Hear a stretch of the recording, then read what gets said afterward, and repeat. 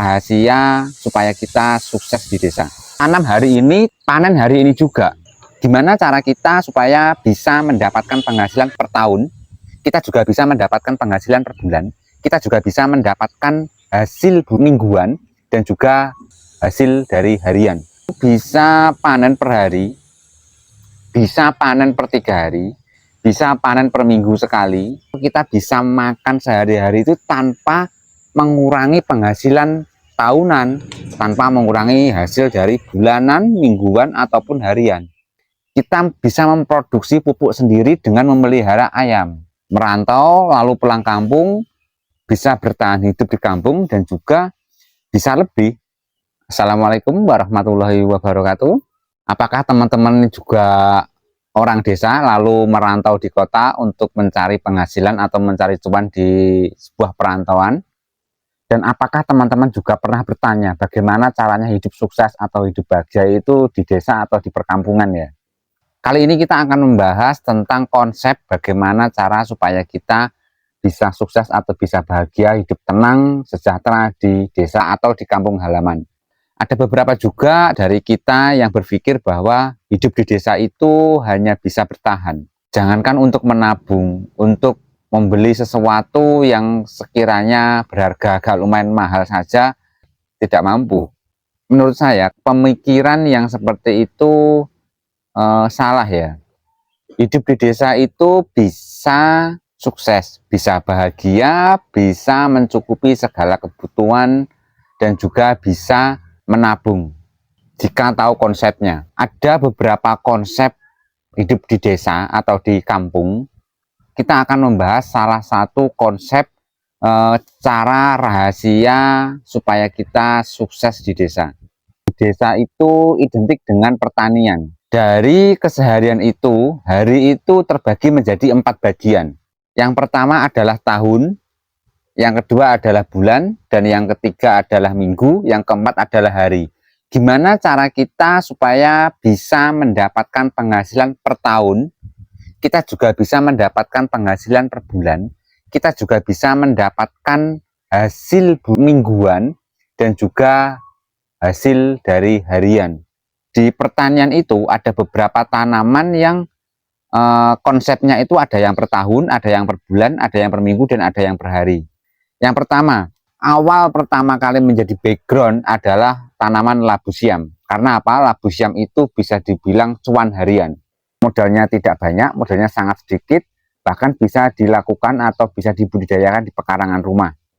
Labu siam itu bisa panen per hari, bisa panen per 3 hari, bisa panen per minggu sekali, tergantung kita cara konsepnya, cara mengatur labu siamnya. Misalkan nih kita punya 3 halaman rumah. Kita punya halaman rumah di depan, di samping kiri, dan juga di samping kanan. Nah, semisal nih, di samping kiri kita tanam dengan labu siam. Labu siam itu dengan tujuan bahwa kita akan mendapatkan hasil dari harian atau per 3 hari ya. Nah, selanjutnya di bawah para labu siam itu yang paling bagus untuk ditanami itu adalah sejenis rempah-rempah seperti kayak kencur, kunir. Pokoknya tanaman yang sejenis rempah-rempah itu bisa ditanam di bawah labu siam. Karena tempatnya agak rindang, jadi tanaman rempah-rempah itu paling cocok. Nah, dari tanaman rempah-rempah itu hasil panennya itu biasanya 1 tahun sudah bisa panen. Nah, bisa dibayangkan bahwa dengan membudidayakan labu siam yang dengan hasilnya itu harian atau per 3 hari, per 2 hari ya, dan ditumpang sari dengan tanaman di bawahnya itu dengan tanaman rempah-rempah, itu cuannya adalah per tahun. Per tahun bisa mendapatkan cuan juga. Nah, dari sini kita sudah mempunyai penghasilan harian dan juga penghasilan per tahun.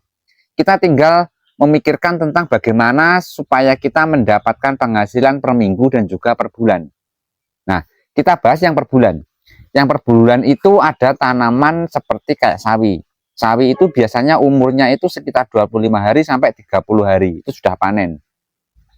Sawi hijau ataupun sawi pokcai ya, atau sawi sendok itu kan biasanya penghasilannya kan panennya itu kan 1 bulan sekali.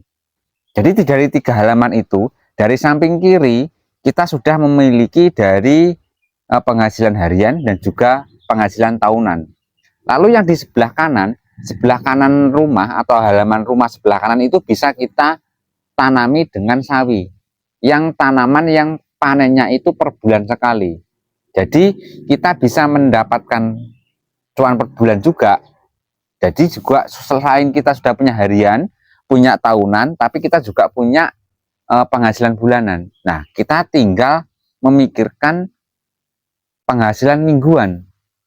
Nah, tanaman apa yang kiranya itu bisa panen selama seminggu sekali? Sebetulnya tanaman seminggu sekali itu bisa disiasati dengan labu siam.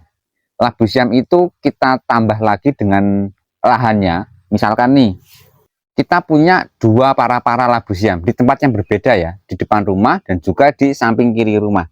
Yang samping kiri rumah itu tujuannya untuk harian, tapi yang di depan rumah itu untuk per minggu sekali. Nah, di situ pasti komplit. Kita punya hasil harian dari labu siam, kita punya hasil tahunan dari rempah-rempah, dan kita punya hasil per bulan sekali dari sayuran seperti sawi ya. Terus kemudian kita juga menanam labu siam lagi untuk hasil atau untuk target seminggu sekali panennya. Nah, dari 4 itu kita sudah mendapatkan penghasilan. Lalu yang selanjutnya yang kita pikirkan adalah bagaimana supaya kita bisa mengkonsumsi atau kita bisa makan sehari-hari itu tanpa mengurangi penghasilan tahunan, tanpa mengurangi hasil dari bulanan, mingguan, ataupun harian. Kita juga harus menanam sayur-sayuran yang lain seperti kayak cabai, terus bawang merah, bawang putih. Kita juga memelihara ayam, beberapa ayam petelur lah.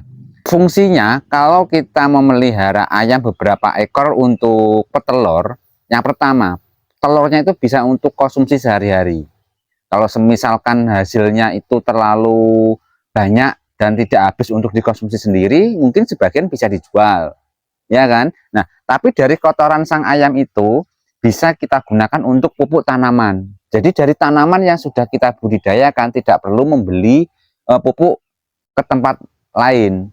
Kita bisa memproduksi pupuk sendiri dengan memelihara ayam. Ayam itu kan umurnya 2 tahun, ayam petelur itu. Nah, setelah 2 tahun kan pasti after, sudah tidak mau produksi, baru kita ambil dagingnya. Nah, jadi konsepnya itu bisa muter. Menurut saya lebih bagus itu kalau kita berkebun di pekarangan, itu sampingan yang paling bagus adalah memelihara ayam petelur.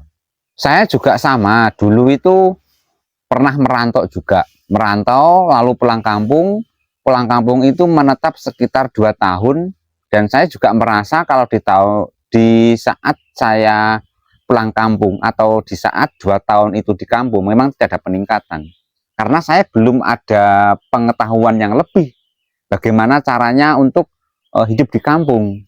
Nah, lalu setelah 2 tahun itu saya putuskan untuk kembali merantau lagi, berbisnis di kota atau berdagang di kota, dan alhamdulillah bertahan agak cukup lama. Tapi dengan kondisi waktu itu karena ada pandemi ya, dari pandemi itu yang mau nggak mau harus pulang kampung, akhirnya kita juga mau nggak mau harus berpikir keras gimana supaya kita itu bisa bertahan hidup di kampung dan juga bisa lebih. Dan akhirnya alhamdulillah kita sudah ketemu bahwa ternyata di pertanian itu tidak sesusah yang kita bayangkan. Kadang-kadang yang bikin orang itu tidak jadi terjun ke bidang pertanian itu adalah satu, ketika ada yang terjun ke bidang pertanian, dia itu tidak sabar menunggu hasilnya. Kadang kita itu inginnya itu terlalu serakah ya. Kadang sekarang kita pengennya tanam hari ini tapi panen hari ini juga, kan ya nggak mungkin. Nah, paling tidak namanya tanaman itu butuh proses, butuh hari untuk merasakan panen dan untuk merasakan hasilnya. Di konsep pertanian itu memang penghasilannya ke masa depan ya. Anggap saja investasi seperti kayak menabung atau mungkin kayak tanam saham seperti itulah. Nah, jadi ketika kita mulai menanam lalu merawatnya, itu memang butuh perjuangan. Di situ kita memang belum mendapatkan hasil apa-apa dari pertanian atau dari tanaman yang kita tanam. Tapi ketika kita sudah mendapatkan hasil panen pertama, kita akan beruntun terus.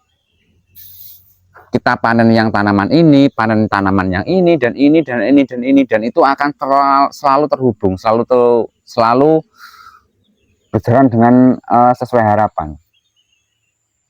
Tak peduli itu di tempat mana, jika di situ memang ada niat kita yang benar-benar ingin berkebun atau bertani, kalau kita tidak punya lahan, tidak punya ladang, kita bisa bertani atau berkebun di pekarangan rumah.